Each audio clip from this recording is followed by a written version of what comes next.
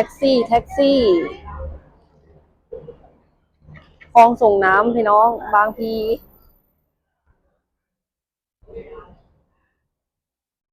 เราจะไปขึ้นแท็กซี่กันโอ้ว่าคันใดเด้อบ้างคะ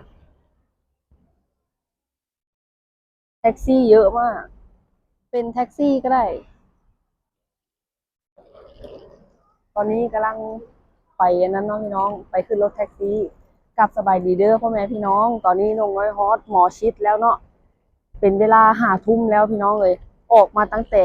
ตอนเที่ยงเนาะ12 โมงตอนนี้ฮอตแล้ว5 ทุ่มพี่น้องใช้เวลาไปทางเบิดกะประมาณ10 กว่าชั่วโมงเนาะน้องน้อยกะที่มาขึ้นรถแท็กซี่เพื่อที่ไปเคหะบางพีเนาะพี่น้องนี่คันนี้เลยเอามาเบิ่งว่าราคารถสิเท่าไหร่เนาะไปสบายดีเด้อพ่อแม่พี่น้องทางฝั่งลาวฝั่งไทยและต่างประเทศเนาะตอนนี้เป็นเวลา5 ทุ่มแล้วพี่น้องน้องน้อยก็ได้เดินทางมาฮอดหมอชิดเนาะนี่หมอชิดอยู่ข้างหลังเขาเลยคือเฮาออกมาตั้งแต่มุกดาหารเนาะพี่น้องเป็นเวลาอ่า12 โมงเนาะแต่ก็เฮาก็ขึ้นรถออกมาเลย12 โมงมาฮอดนี่ก็ประมาณ5 ทุ่มพี่น้องตอนนี้น้องน้อยฮอดหมอชิดแล้วแต่ว่าค่าแท็กซี่ที่เพิ่นเว้าไปเนาะเพิ่นว่ามันดึกแล้วอ่ะประมาณ800 บาทพี่น้องน้องน้อยก็ยังบ่ตัดสินใจไปเนาะเพราะว่าแฟนน้องน้อยเคยไปก็คือ500 บาทพี่น้องระยะทางประมาณ52 กิโลเนาะเดี๋ยวเราสิไปหาแท็กซี่คันอื่นพี่น้องเพื่อราคามันสิซอฟต์ลงกว่านี้เนาะ52 กิโลพี่น้องเข้าไปบางพีเนาะคลองส่งน้ำตอนนี้ก็คนก็บ่ค่อยหลายพี่น้องแต่ว่าแท็กซี่หลายอยู่เนาะเดี๋ยวน้องว่าสิไปหาแท็กซี่เพื่อสิไปแถวบางพีคลองส่งน้ำเด้อพี่น้องเอ้ยอืมน้องน้อยก็ยังบ่เคยแบบว่ามาคนเดียวนะพี่น้องแบบว่ามาทางหมอชิดเนาะเคยแต่เมื่อแต่ยังบ่เคยมาตอนนี้ก็เป็นครั้งแรกเนาะที่น้องน้อยสิได้ออกจากหมอชิดไปที่บางพีเนาะ เอาเปลี่ยนกำลังใจให้น้องน้อยหน่อยเด้อพี่น้องน้องน้อยจะไปหาแท็กซี่ก่อนว่าตกลงแล้วเขาจะได้ราคาเท่าใดเนาะส่วนแฟนน้องน้อยเคยไปราคา500 บาทพี่น้องเพิ่นว่ามันดึกแล้วราคามันเลยแพงกว่าซั่นเดี๋ยวสิไปหารถก่อนพี่น้องเอ้ยเอาสิไปหาเลาะเบิ่งแถวนี้แหละเนาะหลายคันขนาดเลยตอนนี้น้องน้อยก็ยังหารถต่อไปพี่น้องเพราะว่าอีกคันหนึ่งอะห้อง800อีกคันหนึ่งห้อง700เนาะแต่ว่าน้องน้อยราคาไปได้ก็คือ500-600เนาะพี่น้องเพราะว่าตอนนี้มันดึกแล้วคนก็หลายอยู่พี่น้องนี่เป็นมาพร้อมเดี๋ยวนี้แหละนี่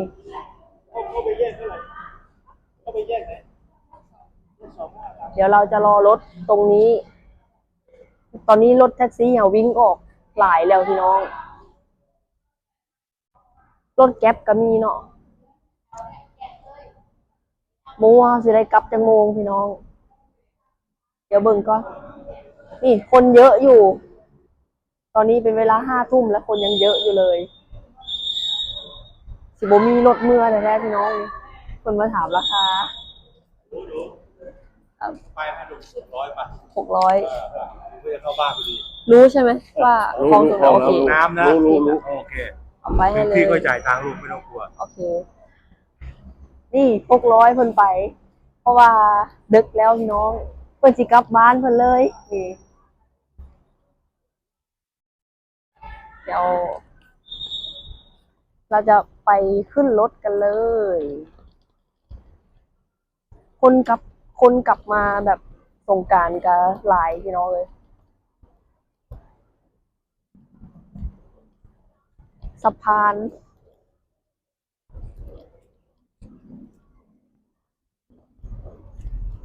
แบบมันดึกแล้วเขาเจ้าแบบบ่อยากไปปานใด500600ก็จำใจแล้วเนาะพี่น้องจำใจไปแล้วเนาะนี่เราสิมาขึ้นรถบ่อนี้เลยตอนนี้น้องน้อยกำลังสิขึ้นรถเนาะไอ้กะแฟนน้องน้อยกำลังรออยู่ตึกพี่น้องเดี๋ยวสิไปหาแฟนเลย 5 ทุ่มจะนั่นแหละเผื่อฮอดจักสิจักโมงนี่คันนี้ ไม่ต้องกลัวลูกส่งถึงที่ ส่งถึงที่โอเค ลุงเพิ่นสิกลับบ้านเลย ใจลูกไม่ต้องกลัวลูกกิน30 ปีเลย โอเค บ้านลุงอยู่ไหนอ่ะ บ้านลุงเนี่ยอยู่ลงใต้ สำโรงใต้ ไปหนูขึ้นทางซ้ายลูกซ้ายเลย โอเค ขึ้นทางซ้าย ไปกันเด้อพี่น้องเบิ่งป้ายรถก่อน 5220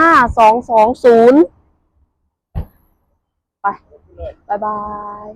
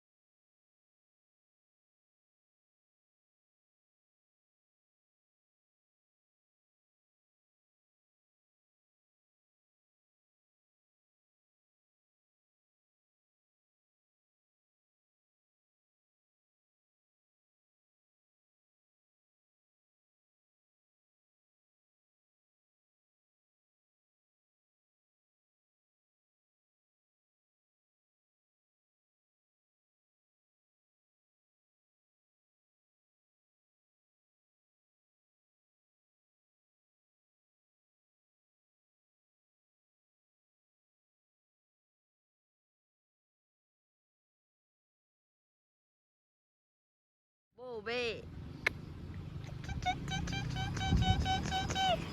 โบเบ้จำได้ จำ ถึ ได้ งแล้ว จำเจ้าของได้นะ ใช่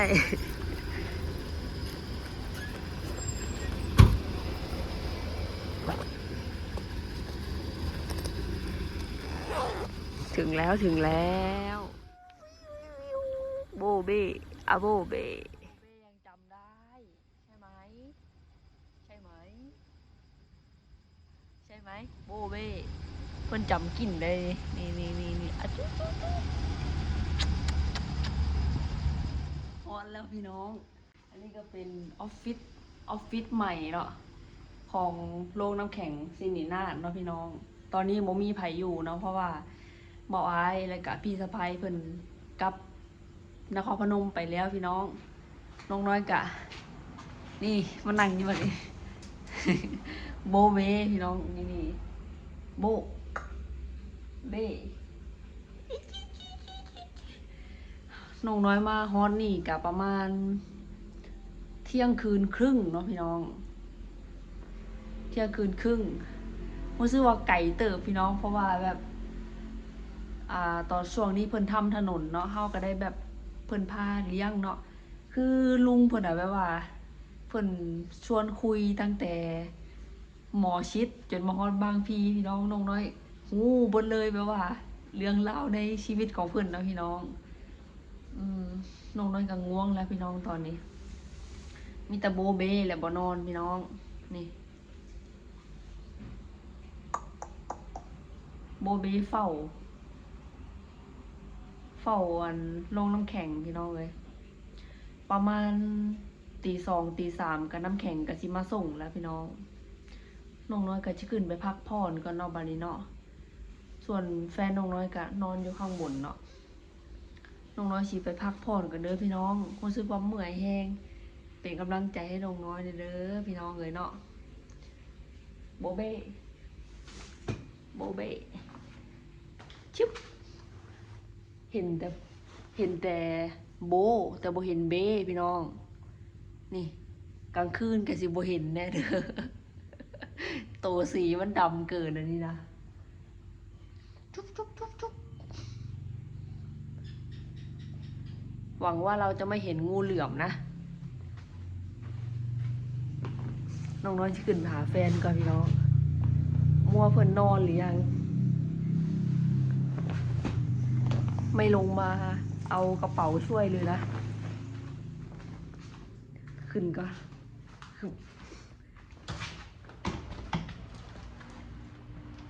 ขึ้นได้บ่บัดนี้เนาะโอ้ย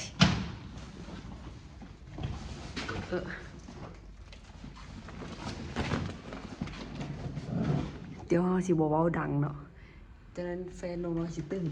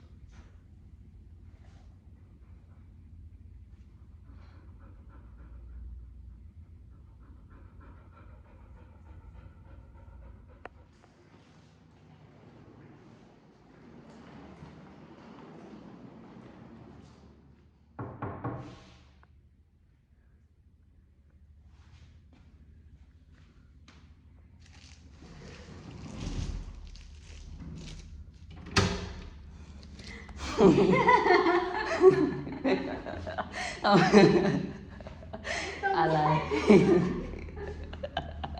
เป็นอะไรกูว่าประตูบอก ตัวอะไร ประตูมีรูป ไม่ปิด ไหมเธอไม่กลัวคนขึ้นมาหรอ ไหน ข้างล่างอ่ะ ไม่ได้ปิดเลย คือเห็นมาตัวเดียว ไม่รู้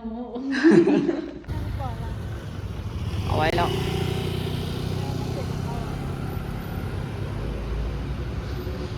ไปที่รักคือขึ้นรถ น่ารักจังเลยเป่าเป้าเหมือนตุ๊กตาเลยอ่ะ น่ารักมาก เหมือนตุ๊กตาเลย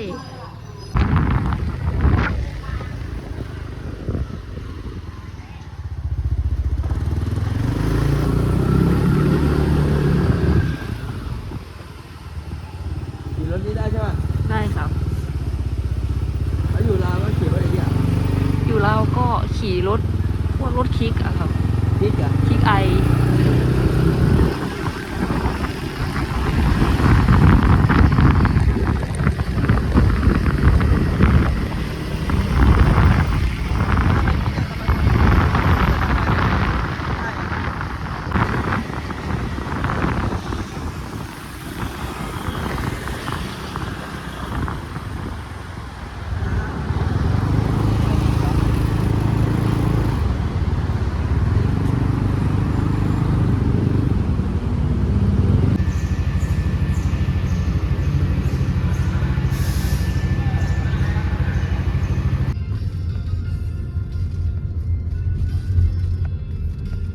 ถามไม่นานนี่ไอ้นี่มายังลายถามเม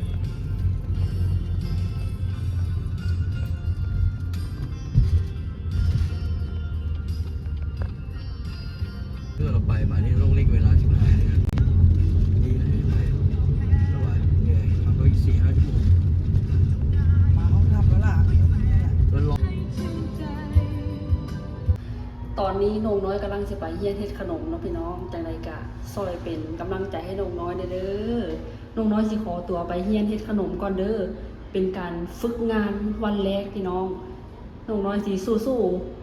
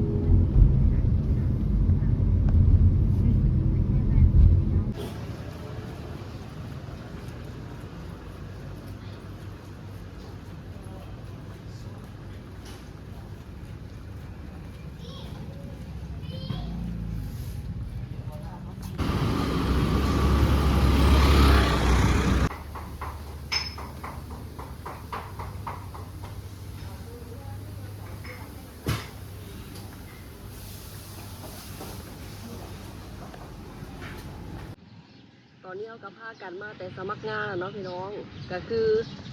งานก็คือแบบเป็นการขายขนมโตเกียวอยู่ที่โรงพยาบาลจุฬาเนาะพี่น้องซึ่งว่างานน่ะคือว่าโอเคเลย แต่ว่า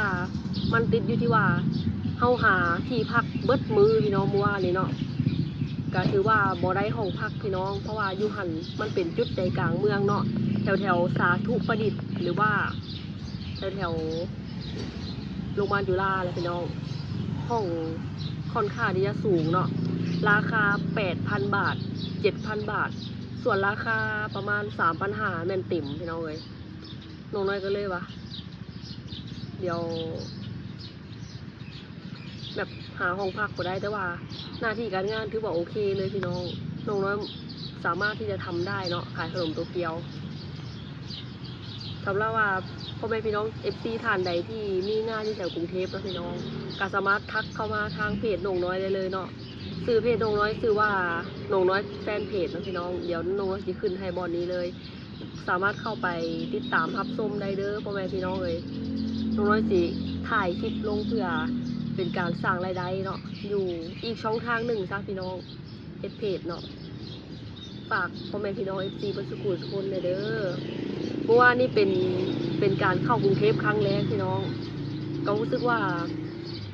คักเนาะแบบว่ารถหลายคนก็หลายแล้วก็แถวนั้นรู้สึกว่างานหลายอยู่แต่ว่า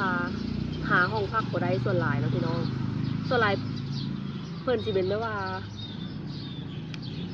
พนักงานคนต่างจังหวัดเนาะเพิ่นไปทำงานอยู่แถวนั้นเลยก็เพิ่นไปหาเช่าก่อนแล้วนะเฮาไปหาบ่ต่ำกว่า10บอร์ดพี่น้องเมื่อวานนี้บ่ได้จักบอร์ดเลยรู้สึกว่าเสียดายขนาดเลย